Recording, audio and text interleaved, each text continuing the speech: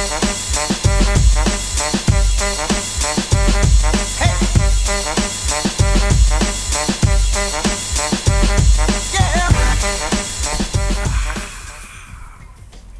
don't know why I made a refreshing sound. Sitting down doesn't really refresh you like water does, or a cold glass of tomato juice? No, that's not it. Hi, welcome to the channel. It's Monday, so we're doing the old, wait, no, that's after the whole thing. You can follow on social medias and then subscribe to the channel, or not. That's the beauty of YouTube. Just kidding, there's really no beauty in YouTube. Hello, pals. Well, there is like beauty channels and makeup tutorials, so there is beauty in YouTube, kind of. Anyways, it is Monday. As I promised yesterday, I was gonna do a box recap series video today, so here I am to do a box recap series. Usually when I'm feeling more consistent, the box recap series is a bi-weekly series where I take a box that has sold all the way through, show you how much it actually made versus how much it was projected to make, because opening mystery boxes online is fun and all and stuff and good for views if it's other channels, but the whole point of them is to make money. So you guys want to see how much money they make, and I show you. Today we're going all the way back to March. Well, the box was opened in February.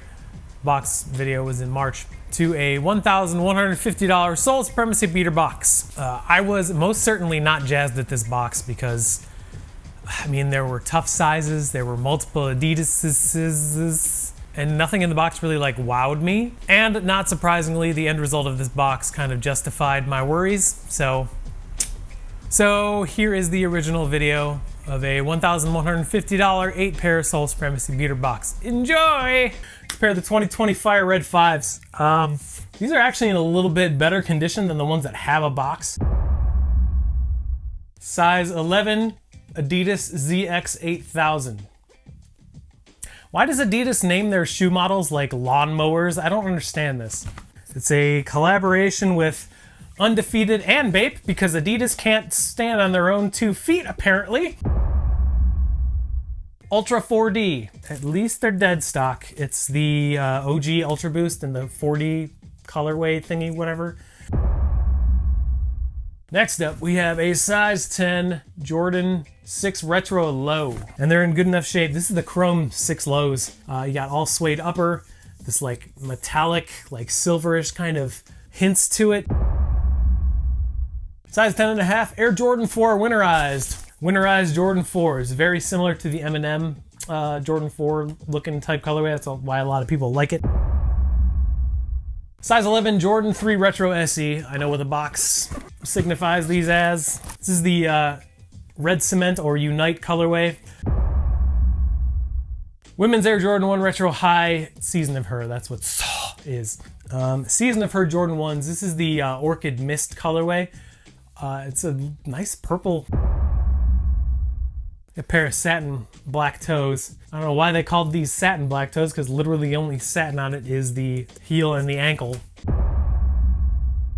This box was actually opened on February 26th, while the video went live on March 12th. Most of the pairs in this box moved pretty quickly, with some pairs even going before the video went live, because there was a pretty good gap in between when I opened it and when the video was up. Specifically, 6 of them went on the Goat app, 1 of them went on the website, and 1 was sold to a friend. The last pair to move was, unshockingly, the satin black toe ones, and that was on June 3rd, which gives this box a turnaround of about 12 weeks, so like 3 months, give or take a couple days.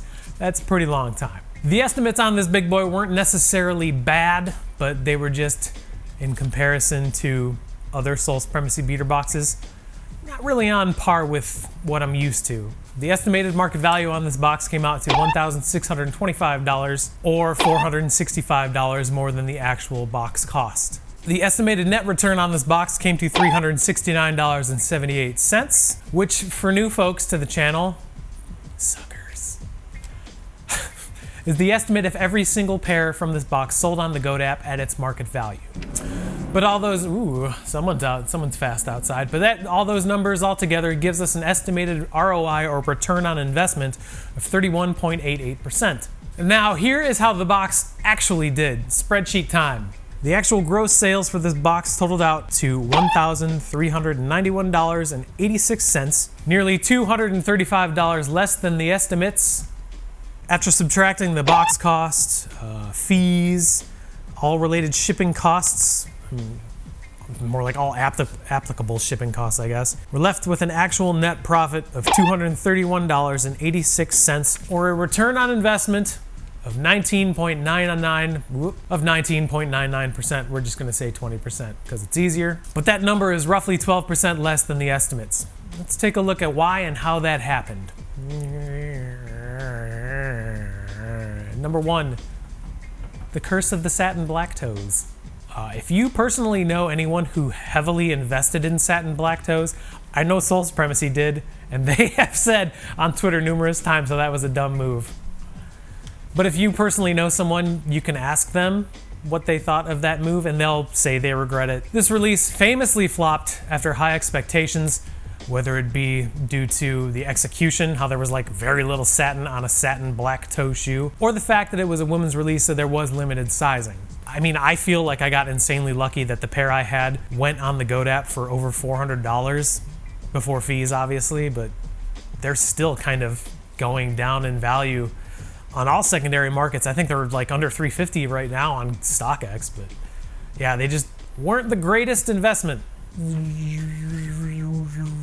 Number two, something we touch on every video, estimates versus actuals. The estimates on this box were calculated at the end of February of this year, and in my personal opinion, were affected by three main things, that being an ongoing pandemic, people recovering from spending money during the holiday season, and number three, that's tax time in the US. Roughly, it's like April-ish, but just round up. I mean, and overall, it's kind of safe to say that that was when this nosedive that we're currently experiencing in the sneaker market kind of started, like February, March-ish. So even though I wasn't super willing to, the market was just in bad shape then. So values on sneakers were just lower than usual. Nothing I can do about it. And number three, why am I whining about 20%? Well, I whine about everything.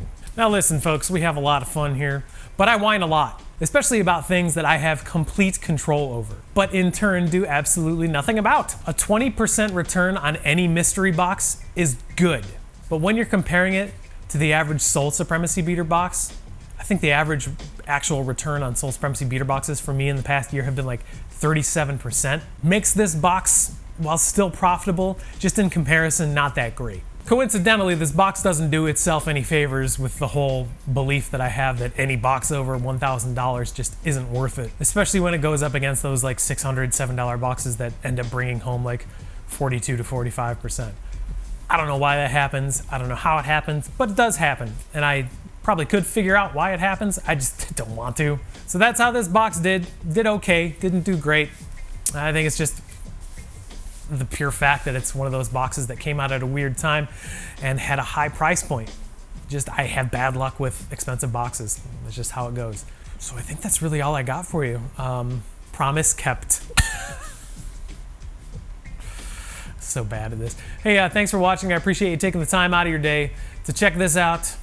I'm going to try and get more consistent with these box recap videos because consistency is not my strong point the last like 2 months. So, whoops. But we'll see you again on Friday for a beater box and maybe another video between then. Probably not though. Till then, take care of each other. Keep sneakers fun. Bye. See you. Bye.